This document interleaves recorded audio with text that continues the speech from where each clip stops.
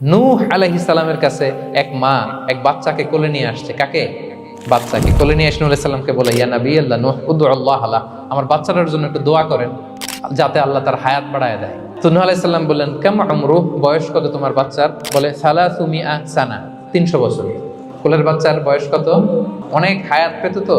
তো উনি বলতেছে, তুমি 300 বছর তোমার বাচ্চার হায়াত, মানে এখন বয়স, তুমি আরো হায়াতের দোয়া চাইতেছো। তুমি কি জানো আখিরি জামানায় এমন এক জাতি আসবে যারা 60 থেকে 70-এর মধ্যে সব মরে শেষ। 300 বছর তোমার ছেলের বয়স, তুমি লম্বা হায়াতের দোয়া করো, তুমি কি জানো শেষ জামানায় এরা 60-70-এর মধ্যে সব মরেই যাবে? এই মহিলা তো অবাক, তাই নাকি 70-এ মরে যাবে? এই কথা শুনে মহিলা বলতেছে, আইয়াবনুন আল বুয়ুত, আচ্ছা নবী আল্লাহ নূহ 70 বয়সে যেহেতু মরে যাবে, তারা কি আর দুনিয়াতে ঘর বাড়ি বানাবে? কারণ মহিলার ধারণা 70 বছর যেহেতু হায়াত, ঘরের তো আর প্রশ্নই আসে না, এটা তো এমনি সেমনি কাটাইয়া চলে যাবে। আজকে যদি আয়না দেখাইতে পারতাম ওই বুড়িরে,